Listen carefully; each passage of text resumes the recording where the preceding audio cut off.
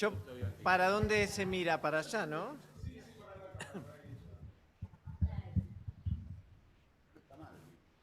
No, para nada.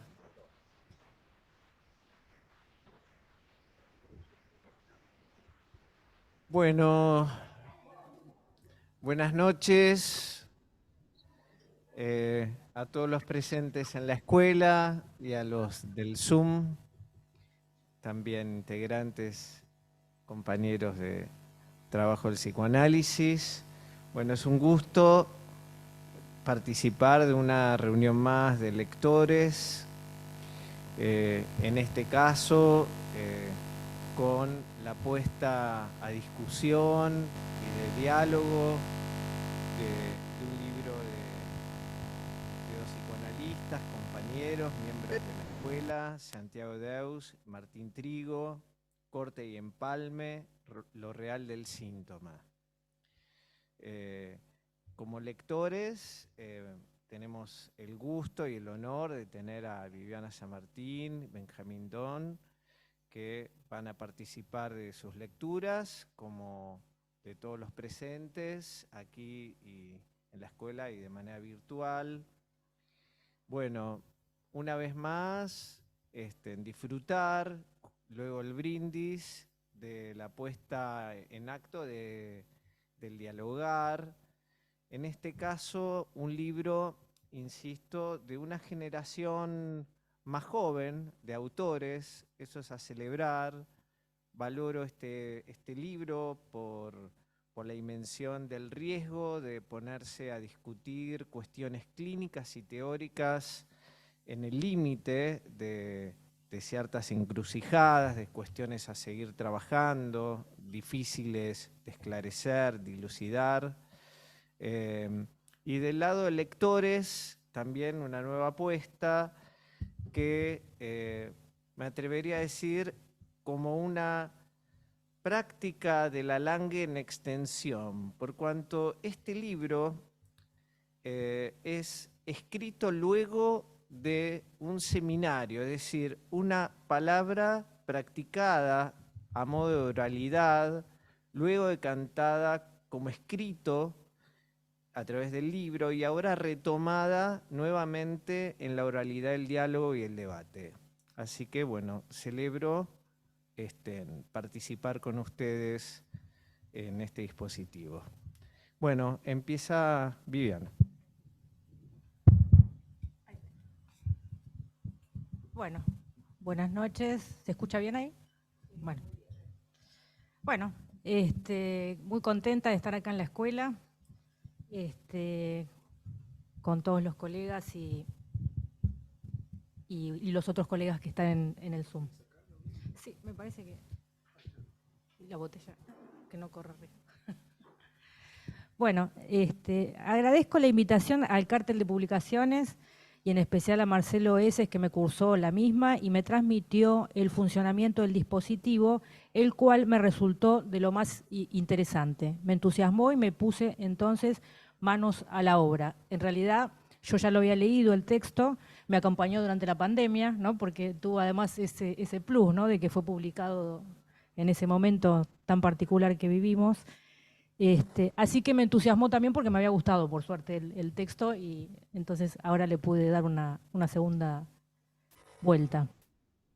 Bueno, parafraseando a Foucault, que se pregunta qué es un autor, esta invitación que pone el lugar del lector como motor de este dispositivo, que pretende un intercambio horizontal, según me fue transmitido, me llevó a preguntarme ¿qué es un lector? Y más específicamente, ¿qué es un lector psicoanalista? Libro y autores de nuestro campo que nos presentan allí conceptos enlazados a la clínica y sus reflexiones sostenidas en la ética del psicoanálisis. Entonces, oficiar de lectora en este caso, ¿es hacer un elogio, una crítica? ¿Es leer entre líneas, plantearle preguntas al texto, ubicar las insistencias como uno hace en el discurso analizante? Dejo los interrogantes planteados. El concepto es una captura, nos dice Lacan en RCI, en la clase 8. Rodríguez Ponte aclara en su traducción que posiblemente sea una referencia a Cicerón, que tomaba el concepto como atrapar con la mano. Pero nada nos asegura, subraya Lacan a continuación, que sea lo real lo que se tiene en la mano. Es decir, con el concepto no alcanza para teorizar en psicoanálisis, ya que toda cogitación continúa pegoteada a lo imaginario, que se encuentra enraizado en el cuerpo. Pensamos con el cuerpo, que siempre tiende a cerrar esféricamente. Entonces, en el psicoanálisis se trata de asegurarnos que sea lo real lo capturado en las redes conceptuales. Para dar un paso más en ese sentido, Lacan nos propone el nudo Borromeo con toda la molestia que provoca a nuestro imaginario y supone con él que el nudo es lo real de la estructura. ¿En qué sentido? El modo en que las cuerdas o toros están anudados capturan un agujero en lo real. Podríamos decir que tiene la especificidad de ser irreductible. Quizá esa sea una orientación no solo para la clínica, sino para la lectura de un texto también, y cuando esa operación se logra, solemos decir que allí hubo transmisión. Texto tejido de tal manera que captura, bordea un agujero irreductible, que es un real que como consecuencia logró anudarse. Los reales no hay relación sexual, pero la gracia es cómo se anuda esa verdad de estructura en cada caso singular. Desde el título, los autores apuestan en ese sentido, enfatizando del síntoma surreal, como aquello a lo que apunta la intervención analítica. Bueno, corte y empalme. La novedad sobre la intervención analítica a la altura del nudo Borromeo, específicamente en el seminario 23, que es lo que toman los autores, será el empalme, la costura, la sutura. El corte venía de antes, cuando la preeminencia de lo simbólico marcaba el paso del acto analítico. En este seminario, Lacan habla de hacer empalme entre lo imaginario del cuerpo y lo simbólico del saber inconsciente, que al mismo tiempo implica otro empalme entre el síntoma y lo real parásito del goce. Habla de empalme, no de corte. Dice, es de sutura y de costura que se trata en el análisis, pero por otro lado, es preciso decir que debemos considerar las instancias como realmente separadas. Imaginario, simbólico y real no se confunden. Encontrar un sentido implica saber cuál es el nudo y enlazarlo bien gracias a un artificio. Aquí Lacan, cuando habla, plantea una retórica de empalme, anudamiento, unión de lo separado, sutura, costura. Unión que no implica ninguna fusión ni indiferenciación, sino que al contrario, cada registro no se confunde con el otro. No dice nada del corte. Santiago Deus plantea en el libro la metodología del pliegue para la lectura de los distintos tiempos de la obra de Lacan, propuesta por Isidoro Beck, que a su vez lo toma de Deleuze. Hacer pliegue de lectura en una obra tan vasta como la de nuestro maestro supone tomar dos puntos de la misma que están muy distantes en el espacio temporal para hacerlos coincidir, nos dice Santiago, y pensar qué se sostiene en torno a algunos conceptos y qué no, porque dejaron de cumplir una función. Modo de leer más propio de nuestra escuela, eso lo agrego yo, que habilita distintas lecturas, pero de un modo que siga alguna lógica, ¿no? Y eso nos permite, por ejemplo, hoy cotejar distintas lecturas. Apostamos entonces a un trabajo de lectura más creativo, pero no por eso caprichoso. Primera pregunta que le planteo al texto, ya que enlaza en su título los dos momentos de Lacan, ¿no? Corte y empalme. ¿Cómo queda el corte que Lacan planteaba desde antes a partir del anudamiento? ¿De qué corte se trata? ¿Corte de la sesión? ¿Es canción de los significantes? ¿Corte con el goce parasitario? ¿Corte del toro que permite las identificaciones del otro real que constituyen el nudo? ¿Corte con la identificación al objeto en el fantasma? Lo que Martín Trigo plantea, aporte valioso a mi entender, como desacople entre el sujeto y el objeto. ¿Corte con un sentido para pasar a otro más separador? Bueno, dejo planteadas esas preguntas para que las conversemos. Y una segunda pregunta que se me armó tiene que ver con el goce del síntoma. Me pregunto, ¿qué es lo parasitario del goce? A esta altura recordemos, como lo trabajan en el libro muy bien, que Lacan nombra la operación del análisis sobre el goce con un juego de palabras, jouissance y jouissance, es decir, volver este goce posible y también yo oigo sentido. Son equívocos porque suenan casi igual en francés y solo diferenciamos el cambio de sentido con la ortografía, es decir, con su escritura. Aquí, como se trata de un equívoco y no de la definición inequívoca de un concepto, hay que tomar una decisión de lectura. Entiendo que propone una operación de transformación de la sustancia gozante que no será sin pérdida, agrego, a partir de la escritura de un cambio de sentido de la misma letra que trae el analizante. Haciendo un pasaje de la misma lógica a la clínica, inserto aquí las palabras de Martín Trigo, que hablando de la interpretación del analista afirma: la homofonía que enlaza una palabra con otra permite el surgimiento de la letra. De esa manera es como vamos haciendo el pasaje entre lo que tiene que ver con el campo del goce, con lo que está inscrito en el inconsciente, por la vía de la letra, y cómo vamos utilizando la homofonía para que eso sea posible de ser escrito. Ahí termina la cita de lo que plantea Martín. Hay un caso muy lindo que trabaja Santiago Deus, donde muestra estas transformaciones producidas en el análisis. El analizante gobernado en principio por un apuro mortífero, el analista en la transferencia encarnando el lugar del intervalo, pagar en cuotas, la deuda, no todo junto. Después el no pasa nada como letra de la inimputabilidad que padeció de su propio padre, pero que en transferencia devino síntoma en el cuerpo, no le pasa nada por la garganta, que implica, como todo síntoma, la inscripción del no como límite, como nombre del padre. Otra transformación que él puntúa es la del rasgo del goce del apuro mortífero al rápido en los negocios. Respecto del goce específico del síntoma, el goce parasitario que hay que enlazar con el síntoma, en el libro está trabajado como goce fálico. Cuando Lacan escribe el síntoma en relación al nudo, achatado, lo anota como inmixción de lo simbólico en lo real, por lo menos en R6. En la tercera lo hace al revés, lo real en lo simbólico. Y también escribe entre simbólico y real el goce fálico. En el primer caso, el síntoma es una inmixción, una invasión. En el segundo, el goce fálico está en la intersección.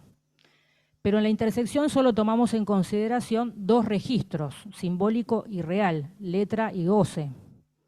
Pero Lacan nos dice que interviene un tercer campo en la medida que en todo goce participa el objeto A central, como plus de gozar, y por ende lo externo de cada una de las intersecciones. El borde del objeto A, que pasa por el enlace entre simbólico y real, es imaginario. En lo imaginario ubica el cuerpo y por eso el goce fálico queda definido como fuera de cuerpo. Entonces, una segunda pregunta que le hago al texto es: ¿qué relación hay en el síntoma entre el goce fálico y el goce del otro, en la medida que lo definimos como parasitario?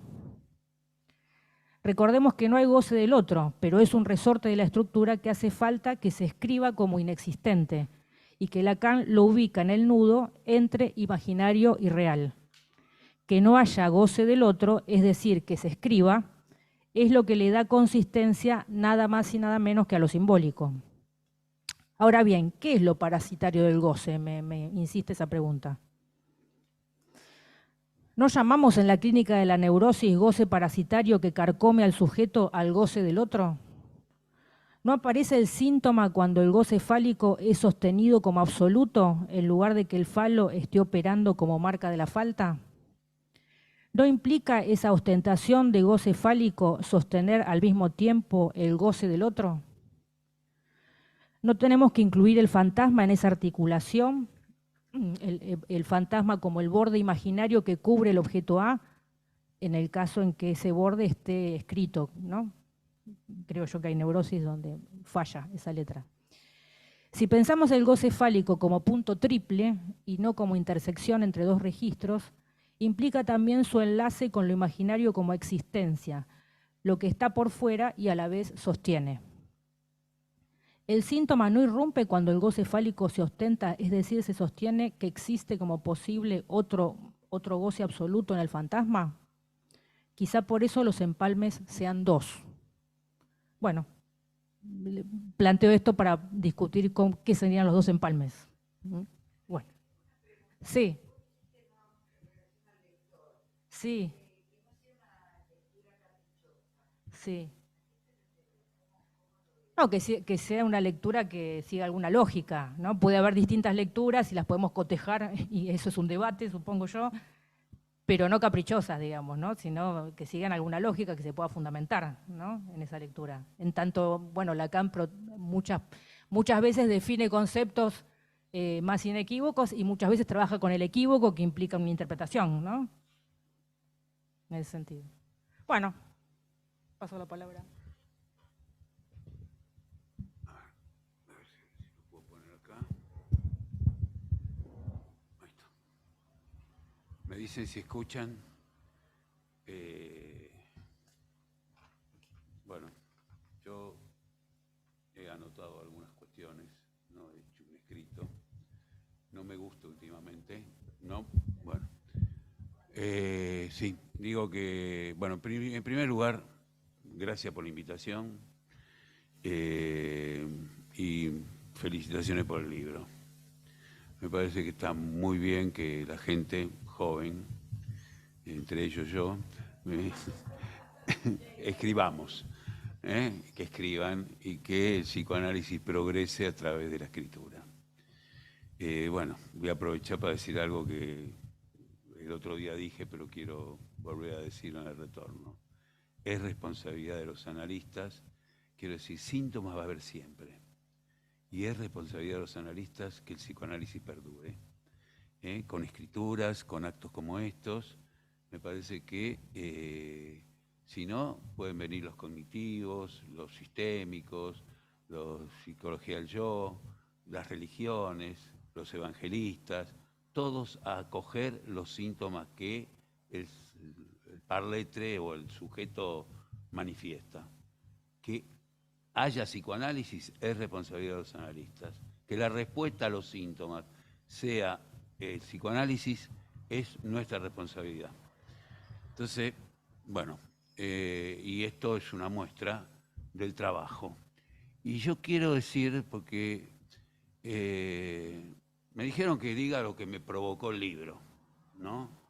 Que ya fue presentado y que esto no es una presentación, sino que me provocó como Viviana preguntas, algunas discusiones, que voy a poner de alguna manera de manifiesto. Lo primero que quiero decir es que tenemos que tener cuidado con las traducciones, y no solo con las traducciones, con las transcripciones.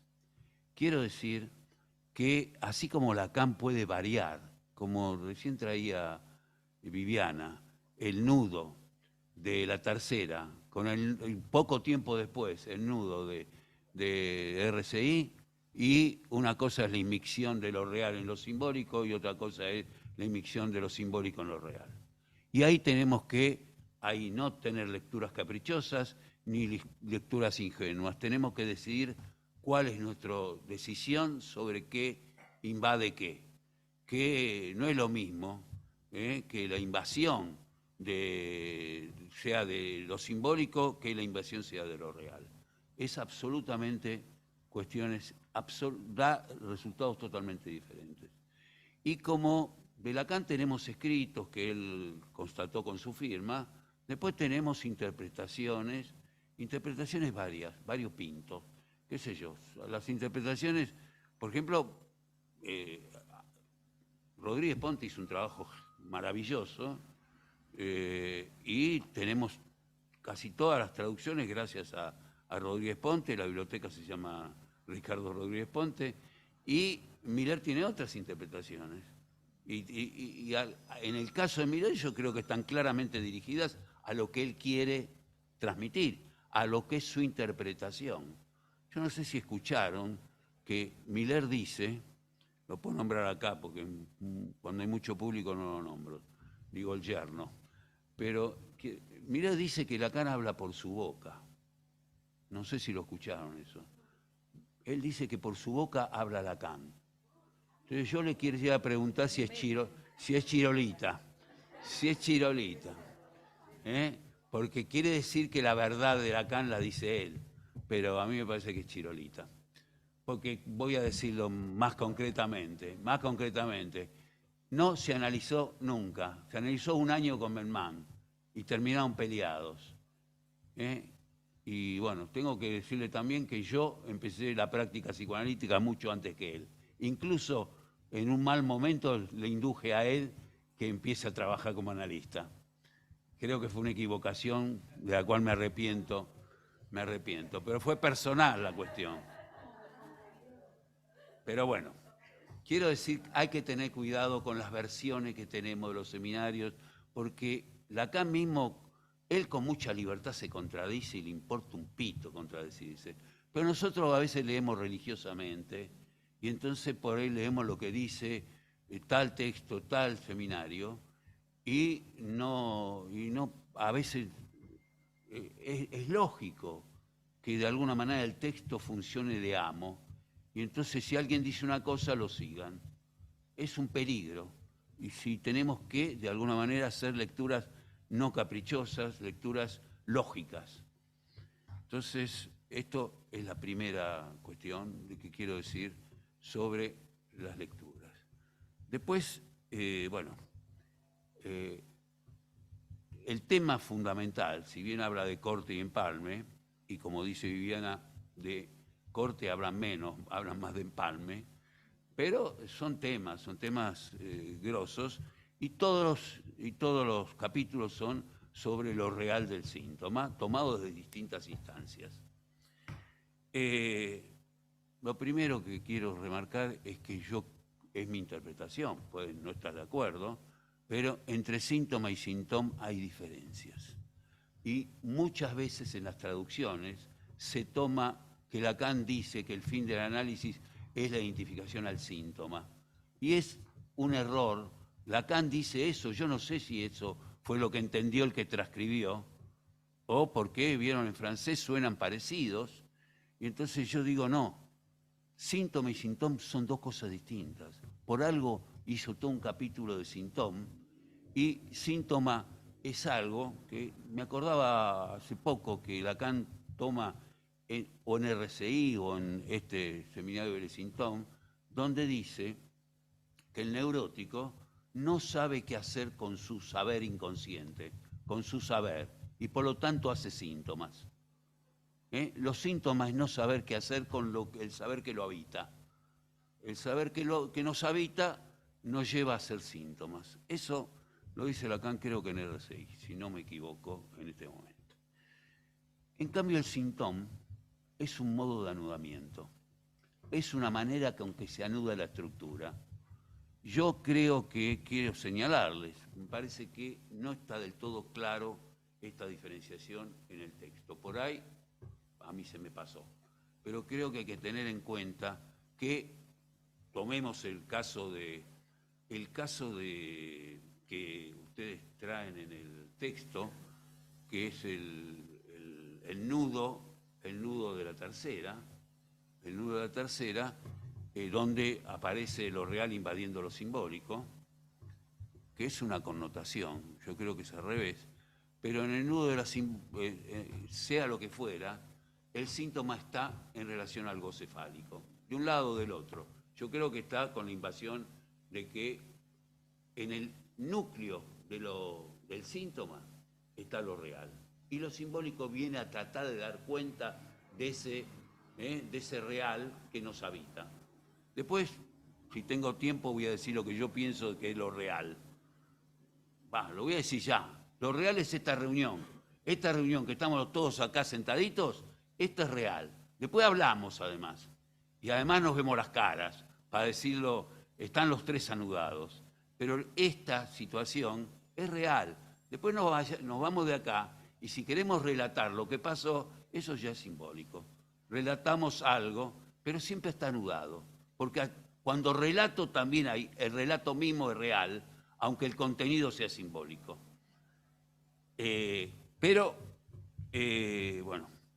Entonces, en cambio, el síntoma, Lacan lo plantea como algo que yo diría algo así como, es ahí en el síntoma donde Lacan dice con precisión que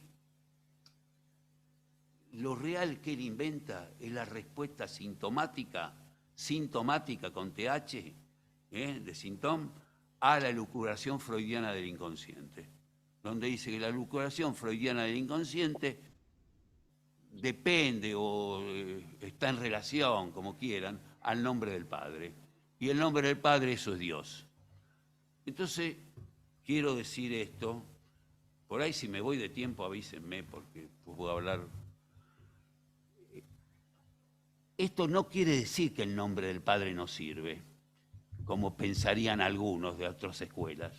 El nombre del Padre es necesario, porque es ahí donde Lacan dice que del nombre del Padre hay que prescindir. Pero para prescindir primero hay que tenerlo. No se puede prescindir de algo que no se tiene. Entonces, el nombre del Padre en la constitución subjetiva es fundamental, lo cual no quiere decir que la respuesta lacaniana al nombre del Padre es ir más allá del nombre del Padre. Y entonces, ¿qué quiere decir ir más allá del nombre del Padre? Es construir un síntoma. Y construir un síntoma es lo que hacemos en el análisis. A partir de que el paciente puede, de alguna manera, elaborar como pueda, y en mucho tiempo, las marcas fundantes de su inconsciente, de lo que lo fue estructurando, si puede elaborar y puede llegar a un lugar que yo diría en el libro hay dos cuestiones, porque en el nudo de la tercera, donde dice goce del otro sin barrar, no está barrado. Pero yo creo que es Martín Trigo que en algún momento dice el otro barrado, que lo señala. Entonces, o nos ponemos de acuerdo que el otro está barrado. ¿Qué quiere decir que el otro está barrado? Es que no hay otro del otro, que el único otro que hay es el inconsciente. Y si no hay más allá del inconsciente, es un vacío. Lo real es un vacío. Entonces, en ese vacío, si uno puede prescindir del nombre del Padre y de las identificaciones que esto trae, ahí se puede construir un síntoma. ¿Qué es un síntoma? Un síntoma puede ser, y creo que ustedes lo dicen, puede ser uno que hace un carpintero, puede ser un síntoma.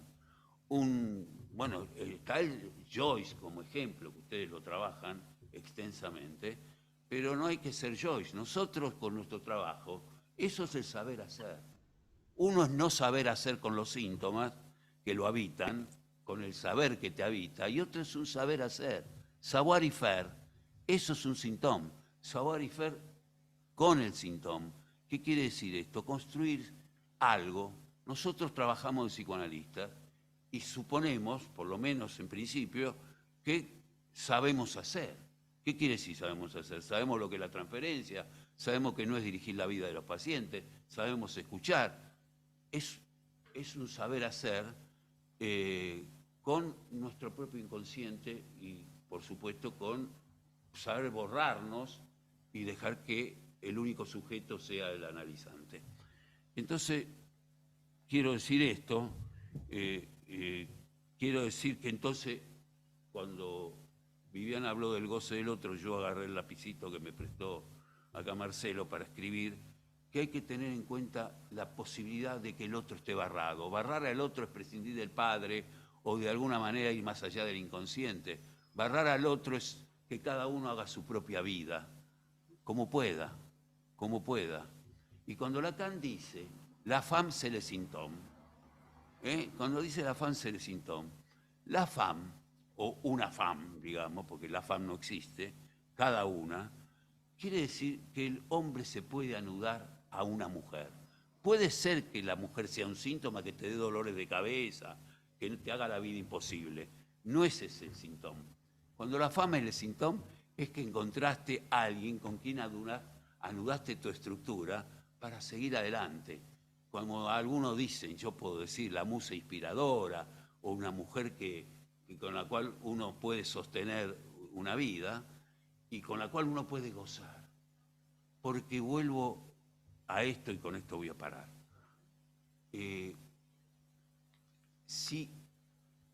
Con esto empieza el seminario Le Symptôme. Dice en el primer capítulo que el primer síntoma que existe es el nombre del Padre, que anuda los 3 registros desanudados, el cuarto nudo. Y yo digo después, y Lacan lo dice con Joyce, pero lo dice a su manera, anudarse a una mujer es anudarse a un real, porque la mujer o una mujer es real. Y es un anudamiento distinto que anudarse al nombre del Padre. Anudarse al nombre del Padre quiere decir estar anudado a tu historia, a tus identificaciones. Poder largar esas identificaciones y anudarse a una mujer es otro anudamiento real, diferente. Es, de alguna manera, disolver un nudo, disolver las identificaciones y crear otro nudo, que es un nudo más real. Bueno, no voy a seguir.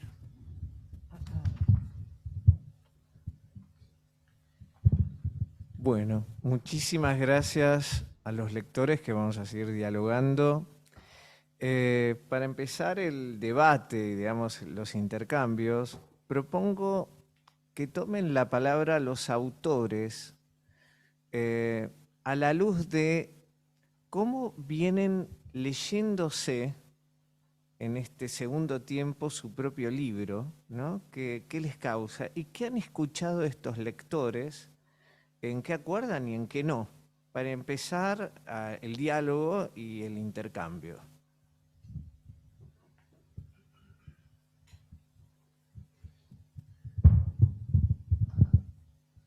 Bueno, buenas noches. No sé, lo primero es agradecer. O sea, la verdad que si tengo que decir algo, lo primero es agradecer a ustedes por armar la actividad, el cartel de publicaciones. Se sumó cartel de biblioteca y de prensa y difusión, pero agradecerle a la escuela, Benjamín, Vivi. Así que bueno, el libro es un efecto de eso, de transferencias de trabajo con Martín, a quien también le agradezco. Y bueno, justamente lo rico es lo que vuelve, de lo que uno escribió, de lo que a uno le resuena, de lo que resuena en los comentarios, en los saludos, en todo. Pero bueno, por tomar algo de lo que van conversando acá, bueno, primero quiero decir esto, o sea, para mí es muy emocionante que esté Benjamín. Yo empiezo mi formación un poco escuchándolo a él, a quien sigo escuchando, y hoy es en acto, pero bueno, empecé escuchándolo hace ya 30 años y quiero hacer ese pequeño comentario un poco testimonial porque viene a cuento en el Borda, ¿no? En las presentaciones clínicas de Benja en el Borda, y de ahí vine a la escuela. Y siempre digo que menos mal que fue así, no al revés, ¿no? Porque si no hubiera sido más complicado. Pero, así que bueno, y de ahí, bueno, realmente el libro es un efecto de muchas enseñanzas, y es honrar un poco, porque creo que hace a la cuestión que también traía Benjamín del nombre del Padre, del prescindir y servirse. Y creo que producir el libro con Martín es un modo también de honrar lo que recibimos, ponerlo en acto, y bueno, de algunas de las cosas que me resuenan de lo que dice Benjamín, más allá de que todas las preguntas y los comentarios más precisos se va a ocupar Martín, obvio, pero yo digo que a mí una de las cosas que me resuenan es lo de la responsabilidad que le escucho a Benja desde el primer día. La responsabilidad que nunca la escuché como una carga, sino como algo de incluso una autorización, al revés, ¿no? Y creo que la responsabilidad tiene que ver también con lo que decía Benja y Vivi también de las interpretaciones. La responsabilidad es poner en acto las interpretaciones. Se puede estar de acuerdo o no, habrá que seguir profundizando las interpretaciones, pero creo que tiene que ver con eso, salvando las distancias de lo que son las interpretaciones en el campo de la intención y de lo que es en el campo de la extensión. Pero que en los dos lugares se trata de algo de eso, de hacer jugar y poner en acto las interpretaciones. Pero bueno, tomando un poco lo de Vivi, y después paso la palabra, me gustaría que hablen varios. Primero mi coequiper, pero esta pregunta de Vivi de qué corte, o más bien esto que también dice Benja, de que hablamos más del empalme que del corte, yo agradezco que Vivi recuerda que esto del pliegue es de Isidoro. Obviamente estoy muy inspirado en las lecturas de Benja y también de Isidoro y de tantos analistas de acá de la escuela, pero esta cuestión del pliegue que resuena con la cuestión del empalme, aunque no es lo mismo, ¿no? Pero hay más lugar al empalme que al corte, y justamente porque por lo menos una de mis intenciones y de mis propuestas en torno a plasmar nuestro trabajo en un libro, es dar cuenta y reflejar algo de un tiempo en el psicoanálisis. Y poniéndolo en contrapunto con otro tiempo, que es cuando yo empecé 30 años atrás, pequeño paréntesis un poco más testimonial, que era el tiempo del corte. El tiempo 30 años atrás era el tiempo del corte, era el tiempo de la escansión, formulada por el mismo Lacan, el texto Dirección de la Cura, pero también era el tiempo, a pesar de lo que dijo Lacan en ese texto, que decía, ojo que el lugar del analista no es labios cerrados y labios cosidos y rostro cerrado, era el tiempo de eso. Y ahí, en ese tiempo, yo empecé a formarme y también en ese tiempo yo empecé a practicar el psicoanálisis del corte con el goce, preguntaba Vivi o comentaba Vivi, acotar el goce, prohibir el goce, todo parecía que pasaba por ese lugar. Insisto, a pesar de que Lacan no intentó desmarcarse, pero bueno, creo que también es un efecto de la enseñanza de Lacan. Y también era el tiempo de las pocas palabras en el análisis, incluso en la transmisión. Todavía hoy nos llegan pacientes que dicen, pero vos sos psicoanalista, pero vos sos de los que habla porque he tenido alguna experiencia con algún analista que no me habló.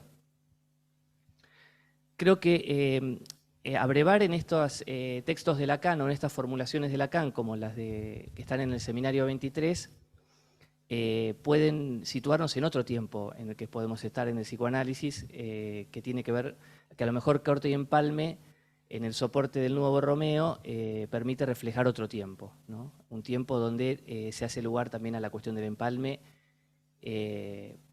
por medio de la cual, como subraya Vivi, Lacan dice, se trata, efecto de la operación analítica, de volver un goce posible, del goce fálico parasitario, que a mí lo parasitario me parece que es un significante fuerte e interesante. No sé, cómo pensar hoy lo parasitario, también a la luz de el avance maquinal de lo simbólico, en fin.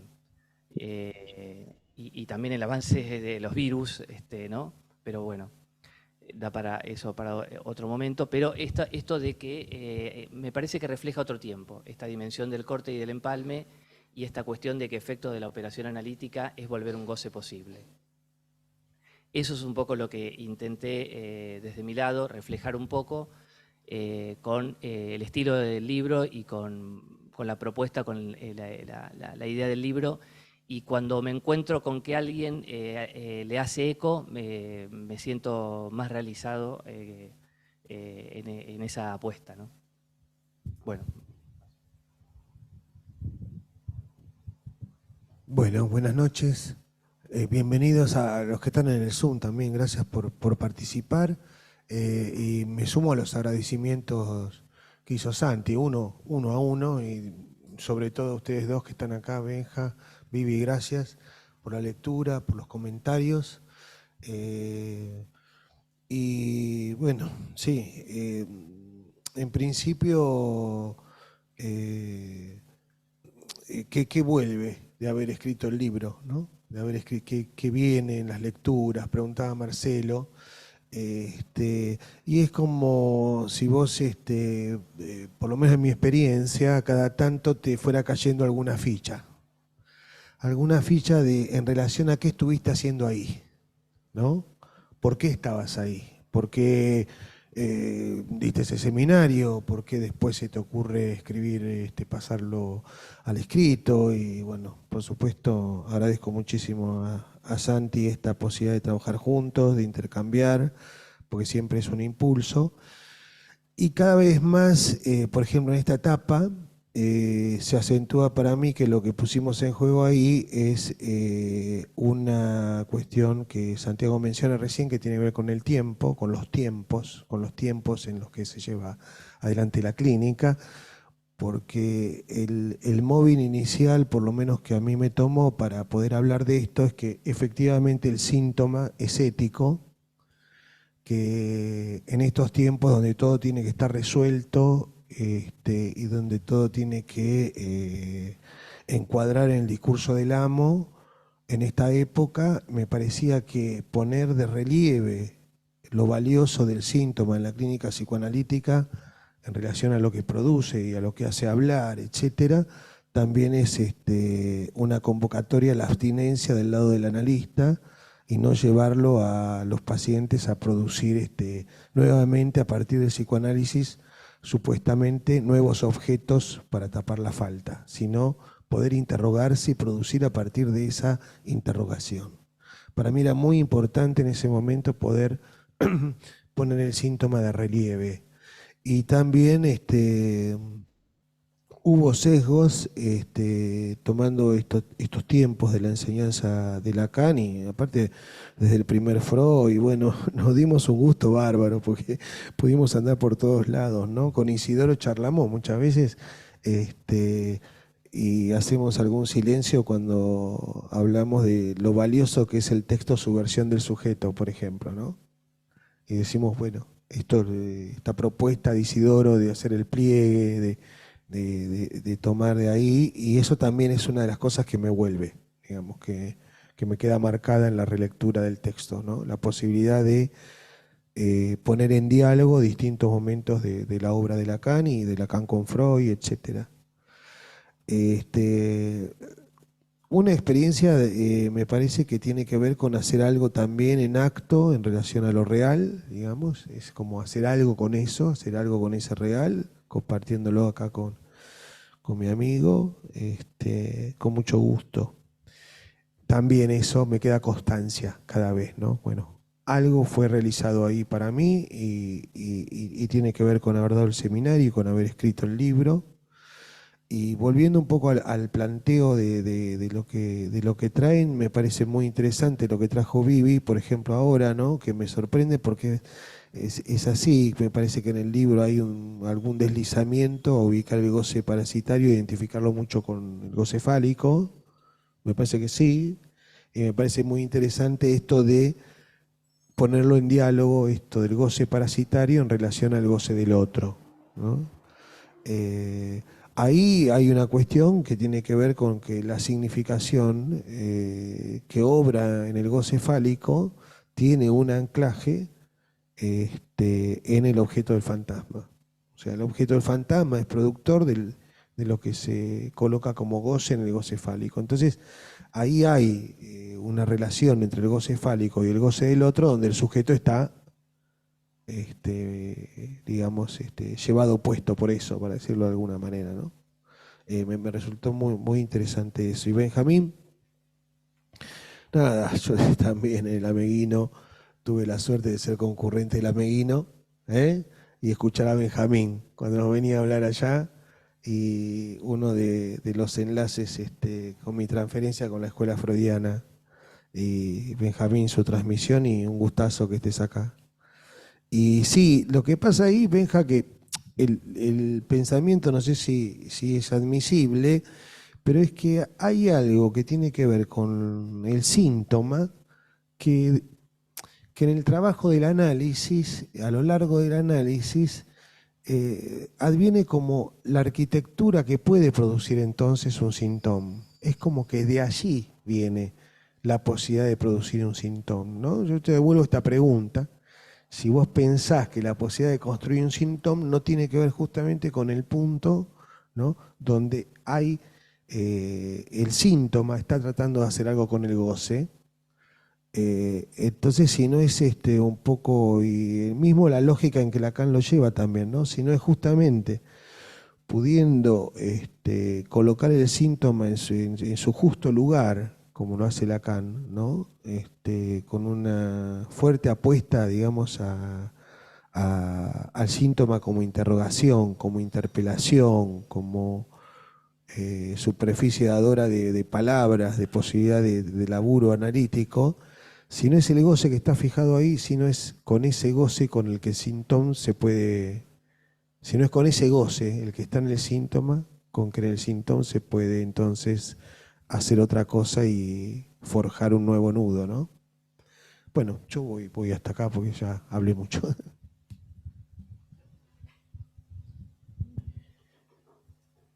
Bueno, un lujo, los autores. Bueno, invitamos entonces a abrir el diálogo y la discusión con los presentes en la escuela y los que están allí online en la pantalla, con lo que han leído, con lo que acuerdan, disienten y quieran tomar la palabra. ¿Aparece alguien? Yo no veo la pantalla, ¿vos me ayudás con la lista?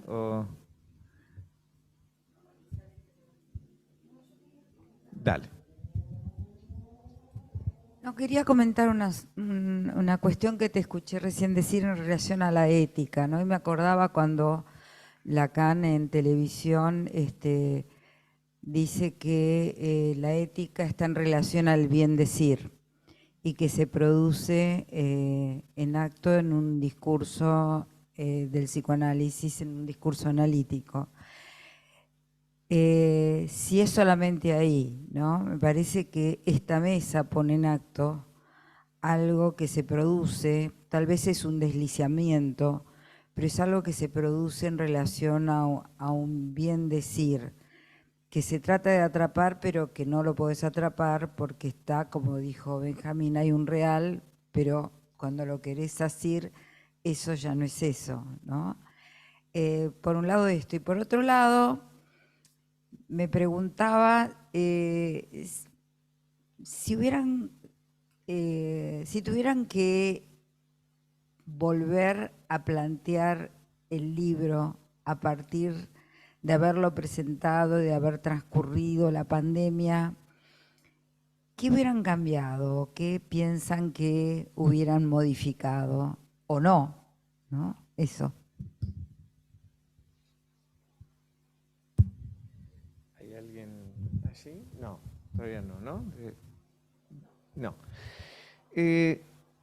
Yo voy a comentar algo al respecto.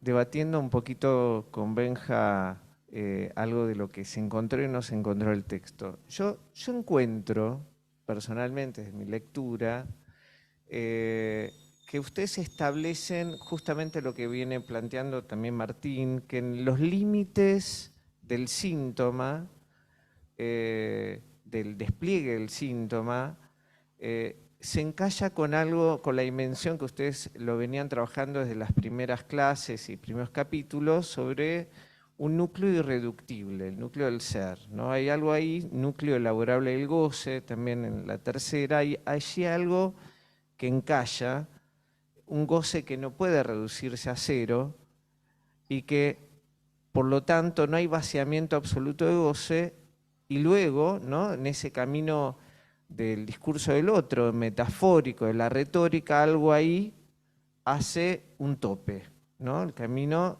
decanta en letra, pero hay un tope.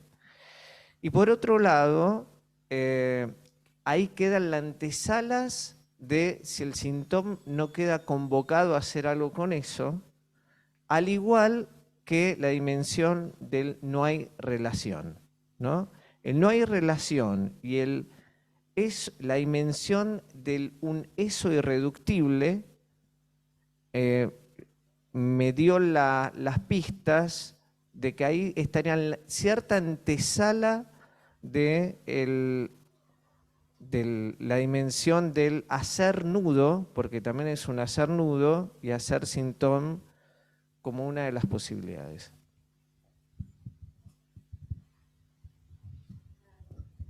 Bueno, ante todo me disculpo de haber llegado después de las presentaciones, porque no podía llegar antes. Vine a acompañar con cariño este espacio que me parece muy propicio entre los miembros de la escuela, que nos leamos.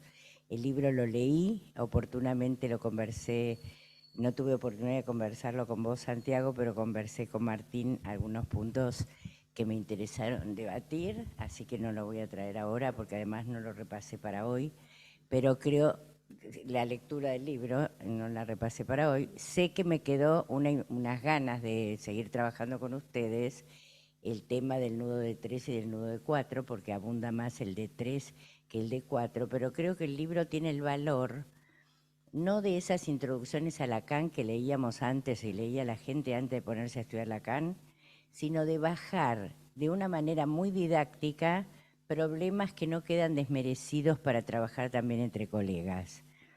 que es algo que a mí me cuesta, porque yo dialogo en mi cabeza con colegas y los trabajos y los libros los escribo dialogando con los colegas, que no es tan didáctico como este libro, que sin achatar la pregunta que problematiza cada tema, me resultó muy didáctico y muy invitante a que lo lean los jóvenes que puedan leer antes de abordar el nudo, sin por eso creerse que es una introducción barata, banal y baja, ¿no? Sino todo lo contrario.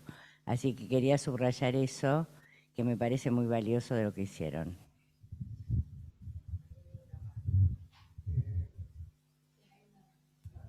Pasamos al... ¿Quién está? Gaby Pedrotti. Bueno, buenas noches. Celebro estar hoy acá presentando un libro de un compañero de Cártel y de otro amigo de Santiago.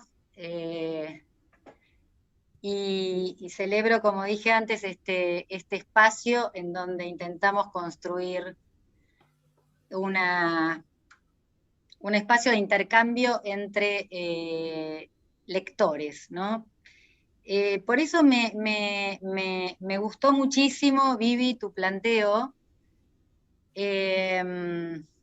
Varias cosas quiero decir. A ver, me gustó mucho tu planteo porque me parece que arrancar con la pregunta de qué es un lector, ¿no? No me parece que va de suyo.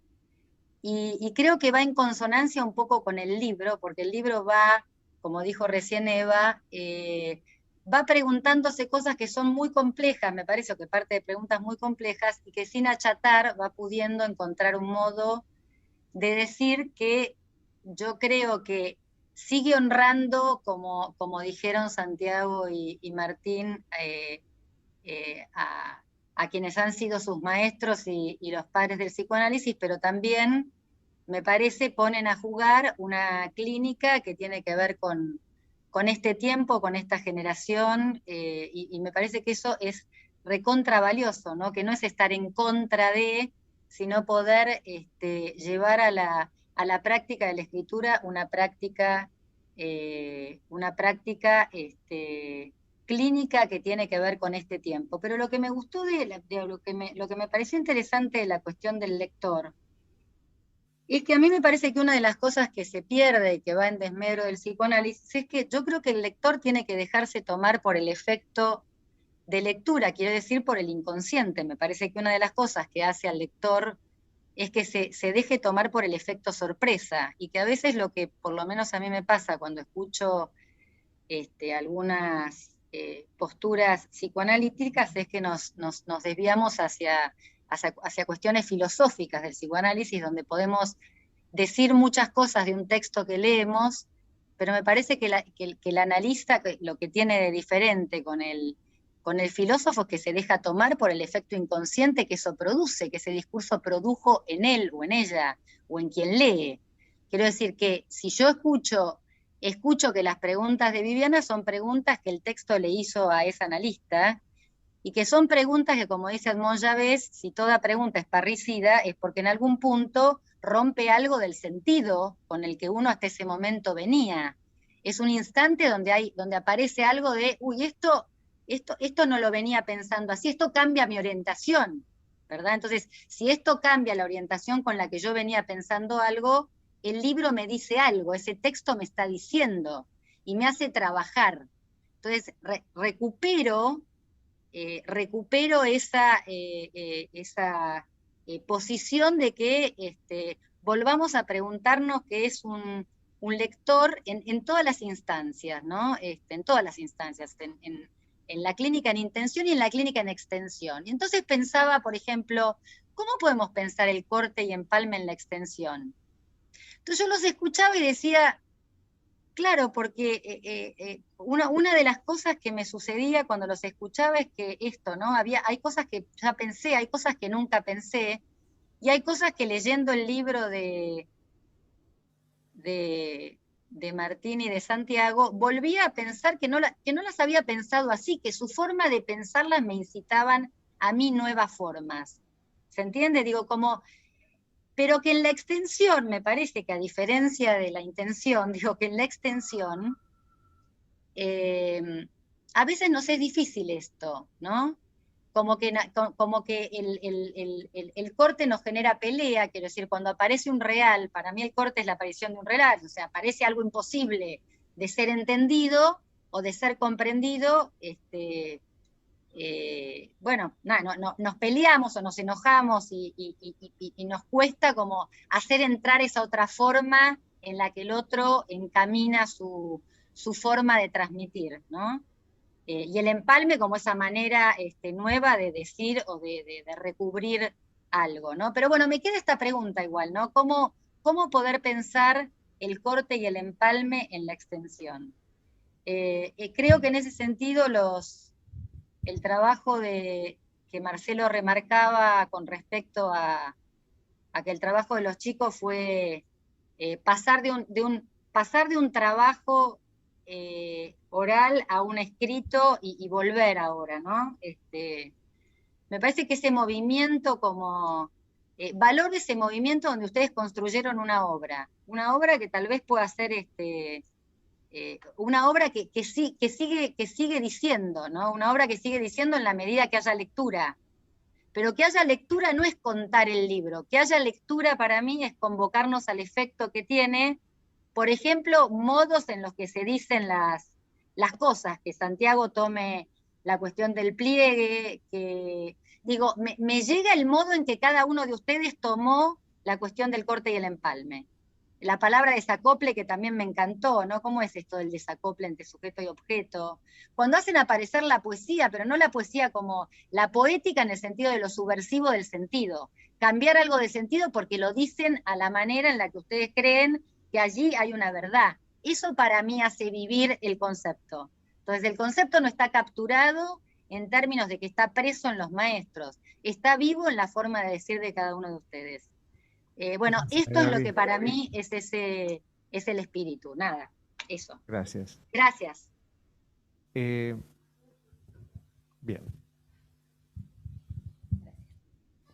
Bueno, yo más que nada un comentario, ¿no? Una pregunta, conociendo un poquito la cocina del libro, tanto del lado de Martín como de Santi.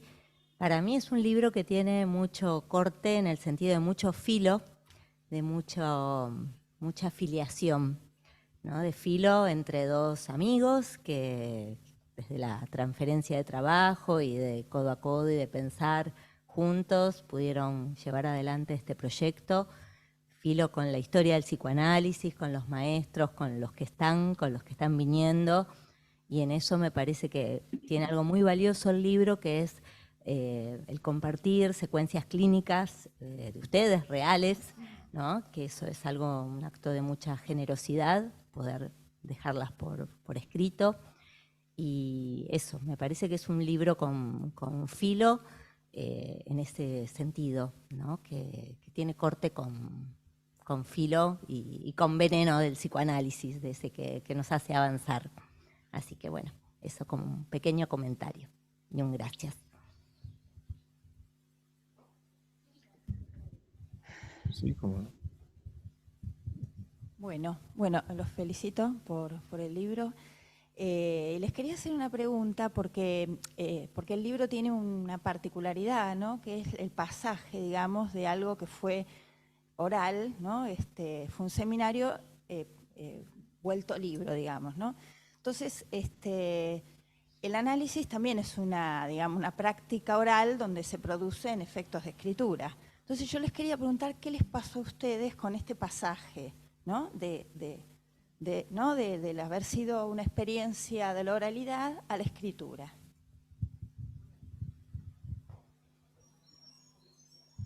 Bueno, Irene, y volvemos a la mesa. Bueno, un comentario también. No voy a entrar en las conceptualizaciones del libro. Sí, como dice Gaby, en lo que me produjo su lectura. Entonces, en principio, mi más sincero respeto a ambos por lo que han producido. En mi reacción con la lectura, estoy de acuerdo con lo que dijo Eva al comienzo de cómo está escrito, cómo se les ocurrió esto de, bueno, el seminario, después escribirlo. Es un libro que nos habla. Es un libro que nos habla. Y lo estoy diciendo separado de que nos diga, que también nos dice, pero es un libro que nos habla. Posiblemente porque yo diría que es un libro de conversaciones psicoanalíticas. Ustedes conversan y mientras conversan nos transmiten cómo ustedes han pensado ciertos conceptos y con un sentido clínico muy riguroso. Para mí aquí no va que la cosa de quién tiene, que está bueno que los jóvenes escriban, o quizá porque, bueno, ya tengo unos años y no me importaría tanto eso, sino que me acuerdo siempre de algo que yo lo escuché de Didi Bail, aunque algunos me dijeron que no era de Didi Bail, que de algún modo ustedes pusieron, sin dejar de respetar a sus maestros y de nombrarlos, una impronta propia que a mí me hace acordar a esa frase de Didi Bail que decía que era muy distinto que un maestro dijera, tú eres el que me seguirá, imperativo, a que señale, tú eres el que me seguirás. Si tomas la antorcha, si hay algo del deseo que pueda llevarlo. Y para eso no hay edad.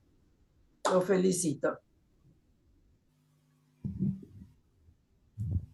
¿Querías hablar? Ahora retomamos Ale y vamos a la mesa.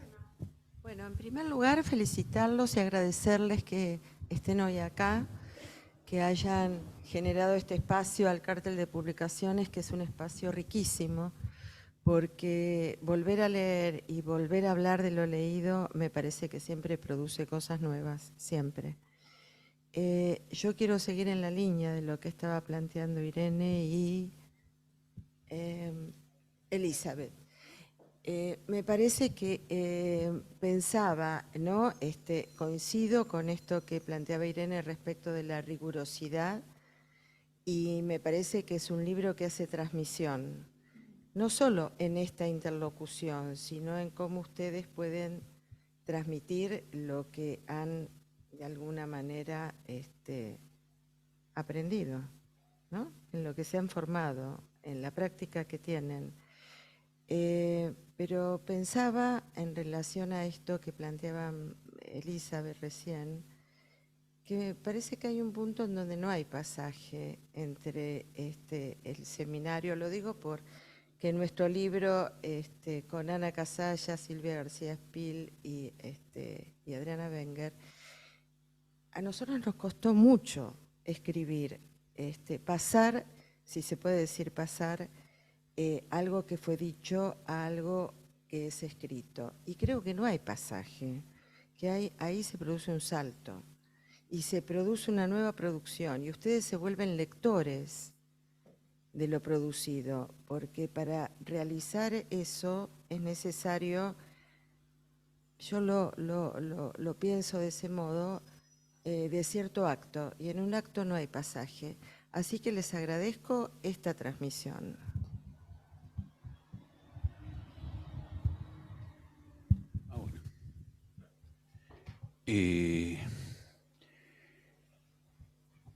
Bueno, el vino me ha hecho algún efecto, así que vamos a ver qué puedo decir. En principio lo que quiero decir es que este libro, y tanto Santiago como Martín, se han propuesto un tema no fácil, no fácil. Han ido al carozo, como dice el libro en algún momento, de una dificultad del psicoanálisis, ciertamente, ¿no? Nos pasamos tiempos y tiempos discutiendo qué quiere decir Lacan con lo real. Y no siempre coincidimos y siempre le encontramos otra vuelta. Y recién por lo que decía Marcelo, yo que íbamos hasta a lo del carozo, ¿no? Bueno, hay un concepto que Lacan utiliza y que se me ocurrió que tiene que ver con con este concepto de incurable. Porque, sin duda, un analista tiene que saber que hay un límite y que hay un incurable. Ahora, ¿qué carajo es lo incurable? No es tan fácil de determinar. No es tan fácil de determinar qué es lo incurable. Yo podría decir, mira, por ahí es incurable los padres que te tocaron. ¿Qué sé yo? Te tocaron, no los elegiste. Son incurables, ¿no? El asunto es poder aceptarlo en el análisis. Que te tocaron lo que te tocó y te tocó, no es lo que vos elegiste. Eso me parece que es fundamental. Pero, bueno, acá Santiago y Martín se han dedicado a trabajar puntos muy complicados, muy difíciles de la teoría, de lo que estamos trabajando, y son puntos totalmente en discusión. A mí me parece maravilloso que hayan hecho este trabajo, este libro, y creo que será el primero de una serie de libros que van a sacar. De eso se trata. Me parece que se trata de eso, de que es también un trabajo del analista, y un trabajo, yo a veces cuando corrijo clases es un trabajo arduo, pero es placentero también, hay goce, ahí hay goce también. Y volviendo a la cuestión de que si el síntoma, creo que lo traía Martín recién, si el síntoma, lo que es síntoma, lo que, digamos, freudianamente hablando consideramos como síntoma, esa especie de retorno a lo reprimido, esa formación del inconsciente, lo que es síntoma seguramente puede estar presente a posteriori en lo que es un síntoma. Pero yo discutía muchas veces con Carlos Ruiz, el finado Carlos Ruiz, con el cual yo creo que yo aprendí topología y él aprendió psicoanálisis. Fue un intercambio, a pesar de que era el maestro y nosotros le pagábamos las clases, pero él pensaba que síntoma y síntoma, discutíamos, alguna oportunidad tuvimos algún intercambio. Él asimilaba síntoma a síntoma, y es una posibilidad. Lo único que yo le decía a él, que me acordé ahora, me había olvidado, una frase de Lacan, que Lacan dice que una interpretación justa disuelve el síntoma. Y eso también es un corte, aunque uno no elige cualquier síntoma para, de alguna manera, ordenar su vida. Algo tiene que ver con su historia, no elige cualquier cosa. Pero bueno, esto quería, de alguna manera, señalar. Y otra cosa que quiero señalar, que no la señalé porque hay varias veces que ustedes en el texto hablan de un goce posible. Que no solo el goce fálico, que hay un goce posible, hablan de otros goces, del goce del sentido y del goce del otro, que bueno, yo tengo mi posición cuando hablo de que el goce del otro es el goce de la ausencia del otro, de que el otro no existe, que es lo que de alguna manera señala Lacan en este seminario. Pero bueno, quiero decir, esa posibilidad de un goce posible me lleva a pensar la cuestión de que se trata no de eliminar el goce en el psicoanálisis, como alguna vez se pensó que el goce era malo y que, bueno, que había que sacar el goce, sino que lo que yo entiendo que hay otros modos de gozar, que se trata de cambiar los modos de goce. Hoy día, por lo que decía Santiago recién, hoy día muchas veces tenemos la impresión de que hay un goce adictivo, no solo a la droga, al teléfono, al Candy Crush, que yo no sé lo que es, pero me hablaron un montón de pacientes de que se enganchan con el Candy Crush y no pueden dejarlo. Es una adicción, que es el solitario. No, lo peor del solitario que lo hacen en la cama con su pareja al lado, pero les atrae más el Candy Crush que hablar con el otro.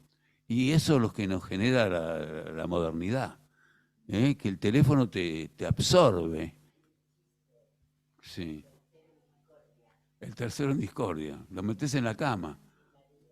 Mi marido, el tercero, está bien. Es así, no me deja jugar el Candy Crush o lo que sea. Hoy me decía una paciente muy interesante, que me decía que el problema con los hijos es que no les puedes sacar la pantalla, que la pantalla los atrapa, que es la única manera que se queden quietos. Y bueno, y creo que Santiago hacía alusión a esto de la modernidad. La modernidad es esto, y el otro día, porque yo la verdad que con este asunto del retorno y el malestar en los tiempos actuales, estuve dando vueltas todo el tiempo, y estuve en lo de un oculista, y el oculista fue el que me desayunó con el asunto del metaverso, que es una cosa impresionante, porque vos te metés con una lente en una tridimensión, y decís, en vez de tomarme el avión para ir a Budapest, para decir, viajás y vas y te ponen el viaje ahí. Es una cosa impresionante. Y después está el otro, el GPT, chat, que donde vos le decís 3 cositas y te hace un trabajo. ¿Se imaginan lo que va a ser eso? Es impresionante lo que... Entonces no estudio más. Quiero ser abogado y entonces voy y estudio, le digo, decime la ley y te dice todo. Y bueno, no sé, vamos a tener que volver a los exámenes orales para ver cada uno lo que sabe y no sabe y no lo que se copia de la computadora. Bueno, pero quería decir esto, yo creo que hay que trabajar y que este es un trabajo donde se pusieron a trabajar sobre lo más difícil del psicoanálisis. Y me parece que de eso se trata. Hay 2 participaciones más y después volvemos otra vez aquí. Iba a decir una cosa antes y ahora con lo que dijo Benjamín me dieron ganas de decir otras, pero me parece que se pone en acto eso que se subrayó varias veces, ¿no? Que el libro invita a una conversación y que pone en juego, lo dije cuando me invitaron a la presentación, me parece que el libro pone en juego una ética y una estética, que es bastante novedosa en nuestro medio, y que es que 2 colegas en transferencia de trabajo y con un lazo de amistad decían escribir un libro juntos. Cada uno su capítulo, por supuesto, juntos pero no entremezclados, ¿no? Y que eso es muy novedoso también para nosotros. La escritura es, a la hora de escribir, si bien conversamos con otros, pero a la hora de escribir, escribimos solos. Y eso es una cuestión estética. Es una manera de decir, es una manera de presentarse, es una manera de invitar a los otros lectores, jóvenes, iniciales o no, porque la verdad que como se meten con el carozo, con el hueso del asunto, no importa el lector el tiempo de formación que tenga tampoco. En ese sentido hay una diferencia fuerte con lo que puede hacer el chat GPT o el metaverso, que es algo solitario. La conversación entre colegas, entre amigos, en los que pudimos hacer tiempo y venir presencial, estar acá, nos tomamos un vinito, nos damos un abrazo después, me parece que es también la puesta en acto de que hay otra forma de goce de la vida que la honra, ¿no? Y me parece que el libro va en esa ética y en esa estética. Y se los vuelvo a decir porque me parece un aporte crucial. Gustavo. Ahí está, ¿se escucha? Quiero poner la vista de la escuela, así los veo. A ver si puedo agrandarlo ahí. Bueno, Santiago y Martín, la verdad que me pone muy contento. Esto es una celebración. Y me siento un poco también representado por ustedes porque me reconozco así de una misma generación en esto que yo llamaría de un otro al otro, ¿sí? Como el seminario de Lacan, del gran otro al pequeño otro, Es decir, de ubicar en esa castración del otro, en eso que decía Benjamín y tomo lo que decía Santiago, en este sentido, desacoplarse de las identificaciones con ese gran otro y poder, bueno, dejar que otros pequeños, digamos, accedan a cuestiones que nosotros tenemos elaboradas o que discutimos entre nosotros y evitar algo que me parece que es un peligro del psicoanálisis de nuestro tiempo, que es la segregación, ¿no? La segregación de esos pequeños otros que reciben la transmisión del psicoanálisis de nosotros, ¿sí? Digamos que hay transmisiones que son segregatorias y hay segregaciones, bueno, lo he visto en el apellido, hay segregaciones, digamos, que hacen a una transmisión como exclusiva y elitista del psicoanálisis. Y me parece que ustedes, además en diálogo con los alumnos y entre ustedes, en este libro ponen en acto la inclusión de ese pequeño otro. Y me gustaría que si pueden decir algo al respecto, porque me parece que está en la vena de este libro. Así que bueno, les agradezco y bueno, gracias. Viviana, ¿querés tomar la palabra? Y luego los autores. Sí, yo de todo lo que se fue diciendo, por ahí me enganché con lo que planteaba Martín del síntoma, si el goce del síntoma tenía que ver con algo, con la transformación del síntoma, ¿no? Que por ahí es un poco lo que se está discutiendo también en tertulia, ¿no? A mí se me ocurría una cosa que tiene que ver por ahí un poco hacia historia, Santiago. Yo empecé con el tema del síntoma muy desde la clínica, no desde la teoría, y desde la clínica de la psicosis y bueno, un poquito antes de lo que vos contabas, de ese tiempo que estábamos los de las presentaciones de enfermos de Isidoro y los de Benjamín. Yo iba a las de Isidoro en el Belgrano. Estaba en el Belgrano. Entonces, mi primer acercamiento al tema del síntoma fue desde ese lugar, ¿no? Como anudamiento, pero en la psicosis, donde el síntoma no está, obviamente, ¿no? Hay un padecimiento a transformar, pero no hay síntoma en el sentido que decíamos de inversión de lo simbólico en lo real, digamos, ¿no? Entonces, yo prefiero tomarlo como más amplio, ¿no? Como podría ser el goce del síntoma el que se transforme en síntoma, pero también una inhibición. O sea, yo lo tomo en un sentido más amplio, ¿no? Como cuando uno encuentra en algún paciente que algo, más allá de la estructura que tenga, lo anuda con un goce muy particular y lo sostiene, digamos, ¿no? Puede ser un síntoma, algo que fue un síntoma y que el análisis lo lleva a ese punto, pero puede ser otro tipo de padecimiento, ¿no? Yo lo tomo así. Saladísimo. Muy salado quedó. Hay alguien que no está muteado.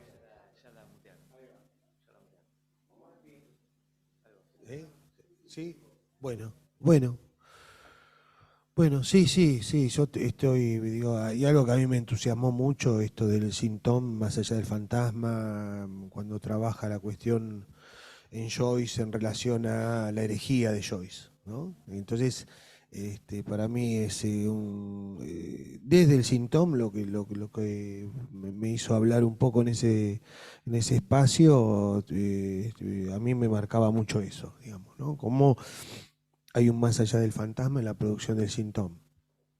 Hay una herejía, bueno, por esa vía, sí, el padecimiento entonces puede ser, o el goce, digamos, que el síntoma releva y transforma, inventa con eso, o puede ser de otra estofa también, de formaciones inhibitorias, etcétera. Sí. Bueno, yo no sé, voy a tomar algunas preguntas que anduvieron dando vuelta para decir algo, ¿no? Que tenía ganas de decir. En principio también ubicar, digamos, la transmisión en relación a una enunciación, ¿no? Lo que se recibe es una enunciación, ¿no? En ese sentido, cuando nosotros nos animamos a decir en un seminario o a escribir un libro, estamos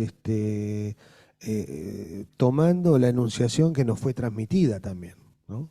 O sea, acá tenemos a uno de nuestros maestros que dice, bueno, yo esto lo voy a decir, y va y lo dice, ¿no? Bueno, así anduvimos nosotros, ¿viste? Tengo ganas de decir esto, bueno, ¿cómo hago para decirlo? Voy y lo digo, ¿no? Y eso nos lo transmitió alguien, nos lo sacamos de la góndola, digamos, alguien que puso el cuerpo, que trabajó, que estudió, y que, o Eva, por ejemplo, ¿no? También, cuando tiene que articular un concepto difícil a la clínica, no tiene ningún problema, va para adelante y lo articula, ¿no? Entonces nosotros también estamos hechos en esta escuela, ¿no? Y con los colegas y los maestros de esta escuela, y creo que culpa de ustedes también un poco escribimos este libro, ¿no? Así que háganse cargo, ¿no? Se tiene que hacer cargo. Bueno, ahora retomando un poco lo que preguntaba Bea, y creo que algo resonó en lo que traía Elizabeth también. Ella preguntó si cambiaríamos algo, y la verdad que el libro tiene conserva, y eso es lo que a mí más me sorprendió. También, Marcelo, te respondo alguna cuestión que preguntaste, qué es lo que vuelve. Lo que vuelve es el efecto de que el libro trabaja sobre el límite del decir. El límite del decir que está puesto en acto cuando se habla en un seminario. Es decir, vos te encontrás diciendo algo en el límite del decir, ¿no? Por ejemplo, hay una cosa ahí que está en el libro, que una vez con unos queridísimos colegas de Cártel me dice, bueno, vamos a trabajar un poco el libro que escribieron ustedes, no sé qué, ¿no? Dice, ¿vos qué trabajarías? Bueno, yo trabajaría una cosa que es el efecto de sentido en lo real. El efecto del sentido en lo real está dicho ahí, yo lo dije en el libro, está escrito, y no sé bien qué fue lo que dije ahí, ¿no? Porque la verdad que no sé bien qué fue lo que dije, y lo dejamos en el escrito. O sea, eso hablado no es solamente lo coloquial, no es solamente lo ameno de un seminario, no es solamente y fundamentalmente para nosotros tener en cuenta a quién nos dirigimos, porque eso lo tenemos en cuenta todo el tiempo, eso también es una transmisión. Sino esta posibilidad, ¿no? que se conservó en el libro. Para mí se conservó en el libro. ¿Viste? Esto que te pasa cuando vos estás hablando, lo que te ocurre, ¿no? Que hablas en el límite del decir y después te vas, cuando estás volviendo y decís, bueno, pero ¿qué dije? ¿No? Y te agarrás medio la cabeza. Bueno, nosotros sobre esos puntos en el libro no es que fuimos a depurarlos, a recontrachequearlos, por supuesto que sí, con responsabilidad, con rigurosidad, pero ese tono lo quisimos dejar. Entonces, si vos me decís, ¿qué cambiarías? Y no podría cambiar lo que dije. ¿Entendés? Sí podría cambiar lo que escribí, pero no podría cambiar lo que dije, porque lo que dije estaba en una enunciación, estaba en un tono y estaba en un límite. Entonces no volvería sobre el libro para cambiar algo. ¿Entendés? O sea, en este sentido, ¿no? Lo diría. Y bueno, en principio diría eso, y creo que lo que me vuelve todo el tiempo del libro es eso, es la experiencia transitada en esa modalidad, ¿no?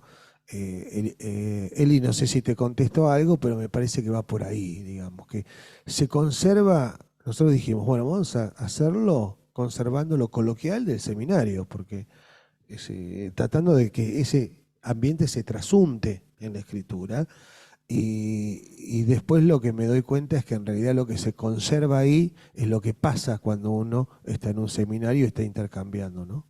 Lo que pasa ahí, lo que ocurre. Y bueno, y si eso hace pasar algo, bienvenido sea, ¿no? Bueno, volver a agradecer de todas las intervenciones y los comentarios, y sí, seguiría por ahí esto que traes, Martín. Yo también me quedé pensando, Bea, ¿qué le cambiaría? Y me encontré pensando, le cambiaría tantas cosas que no le cambiaría nada. Claro, que en ese punto fue, bueno, esta decisión, ¿no? Como de, bueno. Y después me lo fui apropiando cada vez más, incluso cuando recibía agradecimiento de algunos que lo leían y que justamente agradecían ese punto, algo de cierta frescura, o esto como lo que traía Eva, de poder transmitir en un lenguaje abierto, ¿no? Intentando no achatar o no rebajar, como decías. Y cada vez intento apropiarme más de ese entre. Me parece interesante el entre esa palabra hablada y el texto escrito, que es imposible en un punto, es imposible, ¿no? Pero que bueno, intentar conservar algún entre ahí, ¿no? En esos dos tipos de discursividad. Y bueno, y también tomando en el mismo sentido lo que te decía Sale y Elizabeth también, ¿no? Como del salto, pero yo por ahí pensaría, así como el corte y el empalme, pensaría pasaje y salto, ¿no? Entiendo que hay ahí una lógica distinta y que uno es más disruptivo, pero yo creo que intentaría pensar un salto que incluya un pasaje, ¿no? Ahí. Y me gustó lo de Gustavo de la Avena, porque fue tanto el tema del carozo, el hueso, ¿viste? Traerlo de la avena, me parecía que era también un matiz interesante, y que esto que decía Gustavo de que la avena está en esa cuestión de la conversación y donde surgen también algunas ocurrencias, y por ahí hay un chiste y hay una película que a alguien se le ocurre, y dejar eso mantiene como algo fresco que me parece que es valioso para la transmisión y valioso para traer a escena esto, lo imposible y lo incalculable, ¿no? Bueno, eso, porque me venía esta de la vena con la cuestión de, para mí fue un objetivo trabajar esta cuestión del núcleo del ser que traía Marce, de dirección de la cura, tomado de Freud, del Kern und Wesen, que lee Lacan, ahí con el núcleo elaborable del goce de la tercera, ¿no? Que bueno, que Benja traía lo del hueso y del carozo, otros modos de interpretar ese Kern de Freud, en torno a lo incurable, y que ahí Analía, traigo también el agradecimiento a Analía Mekdesian, que hizo el prólogo del libro, que traía algo del estilo del libro y que trajo la expresión del zigzag, ¿no? Y decía que el libro era como un zigzag, íbamos por acá, volviendo. Que primero me pareció una crítica y después me pareció como muy interesante la lógica del zigzag, como si dijéramos, bueno, no se puede ir a esos lugares como tan complejos y tan enredados de la transferencia y del análisis si no es en zigzag, ¿no? No se puede ir derechito y prolijamente, ¿no? Así que creo que el libro intenta hacer pasar algo de eso, de lo no prolijo del todo, ¿no? Bueno. No, pero tenemos que ir a Clara. Que tome la palabra Clara y después vamos cerrando.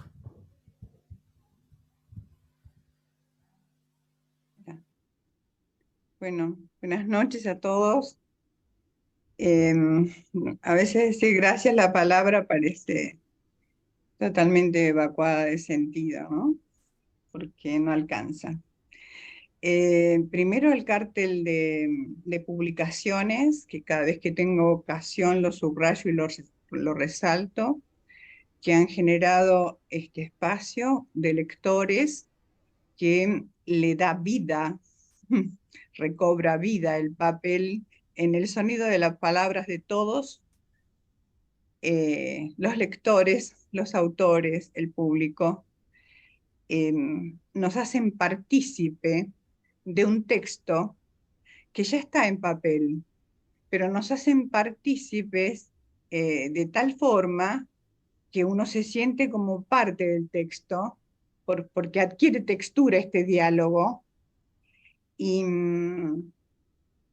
me parece que lo que dicen hoy Martín y Santiago es más de lo que está dicho en el libro y está producido por este intercambio, que de no existir tampoco, digamos, nos enteraríamos de esta nueva vuelta como una producción de los lectores, haciéndonos partícipes de una autoría de este espacio, digamos. Por eso les agradezco al cartel de publicaciones, y especialmente, claro, a los autores del libro, de la criatura.